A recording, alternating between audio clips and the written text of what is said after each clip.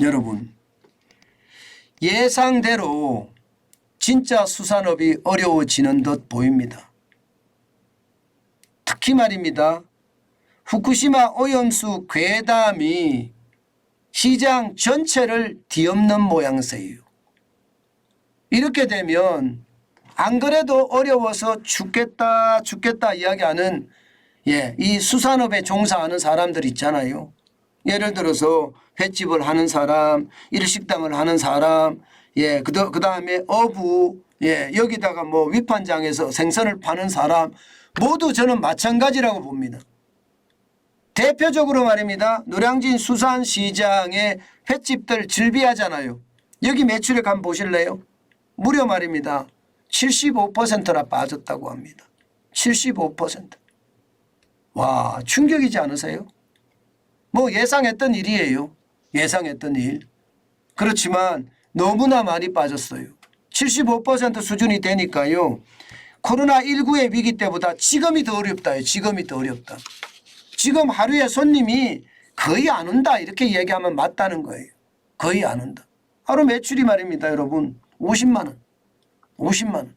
평균 매출이 보통 한 200만 원 정도는 해야 된다.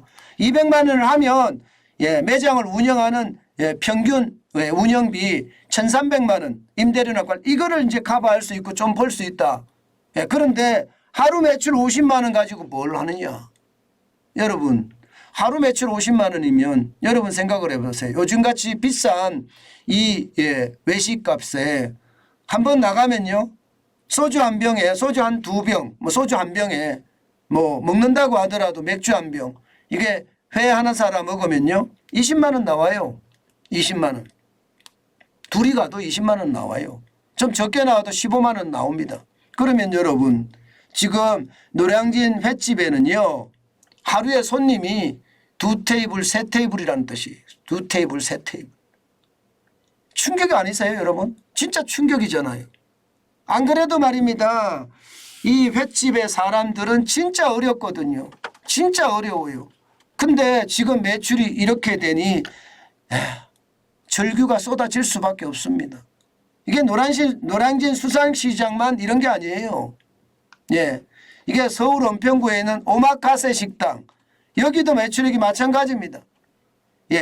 작년 6월을 100으로 놓고 봤을 때 올해 6월은요 70 그러니까 매출이 30%가 떨어졌다고 이야기합니다.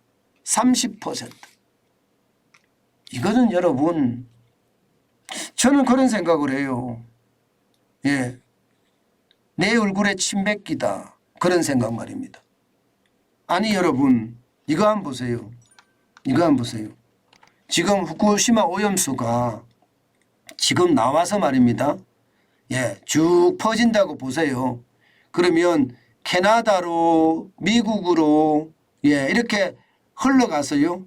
다시 필리핀으로 대만으로 중국으로 한국으로 이렇게 돌아옵니다. 지금 이렇게 아마 흐를 거라고 예상을 합니다. 왜냐하면 해류 따라서 흐르니까. 오야시마 해류를 따라서 흐르기도 하고요. 캘리포니아 해류를 따라서 흐르기도 하고요. 북적도 해류를 따라서 흐르기도 하고요. 또 일본 해류는 쿠로시오 해류를 따라서 흐르기도 합니다. 그런데 여러분 지금 여러분 한마디라도 캐나다 쪽에서 후쿠시마 오염수 가지고 난리치는 거 보셨어요? 미국의 어떤 서부 지방에서 후쿠시마 오염수를 가지고 이야기하는 거 보셨어요? 멕시코가 그러듭니까? 필리핀이 그러고 있습니까? 태평양 국가들이 그러고 있습니까? 섬국가들이? 대만은요? 중국은요? 아니잖아요. 왜 우리만 이렇게 난리를 치고 있는 건가요? 이 괴담에 우리는 계속 넘어가고 있다는 뜻이에요. 제발 말입니다.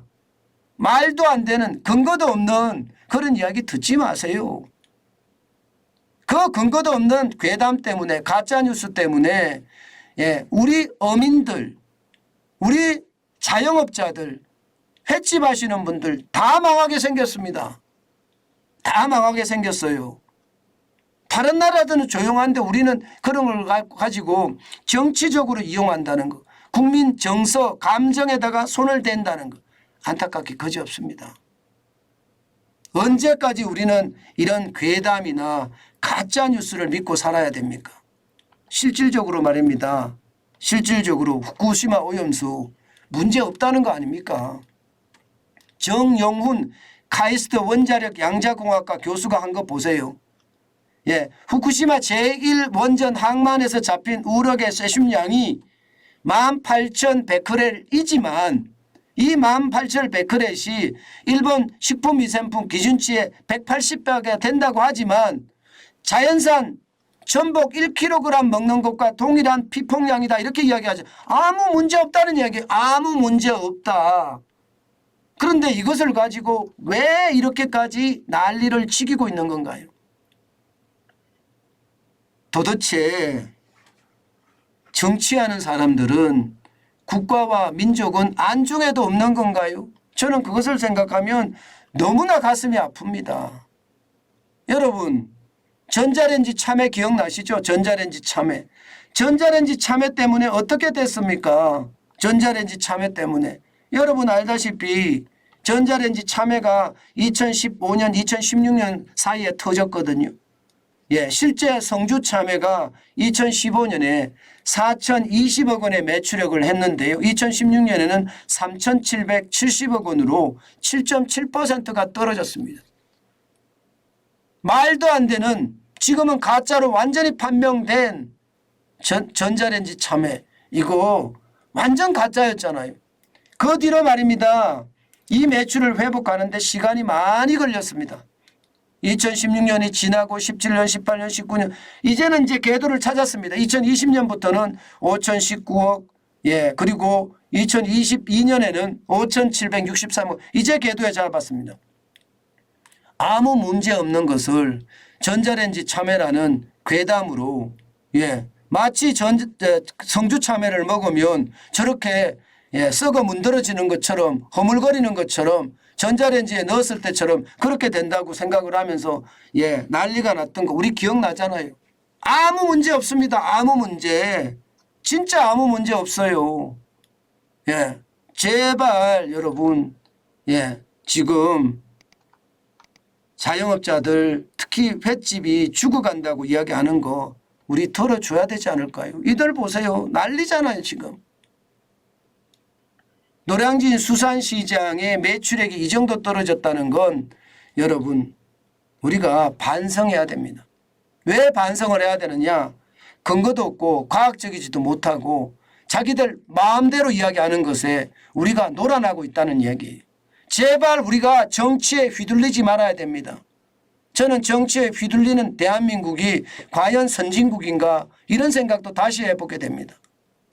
이제 정환진 TV는 거짓말하지 않습니다. 정환진 TV는 괴담 만들지 않습니다. 정환진 TV는 가짜뉴스 하지 않습니다. 정환진 TV를 보시면서 반드시 합리적인 생각을 하시고요. 과학적인 판단, 객관적인 판단 여러분 하시길 바라겠습니다. 그것만이 저는 대한민국을 살리는 길이라고 생각해요. 언제까지 우리가 정치에 휘둘려서 정치인들의 바지가랭이 잡고 살아야 되나요? 우리가 정치를 바보 취급하는 게 오히려 맞다 이런 생각까지 듭니다. 제발 휘둘리지 말자고요. 과학적인 근거와 합리적인 생각 그리고 객관적인 판단이 그 어느 때보다 절실한 시점입니다.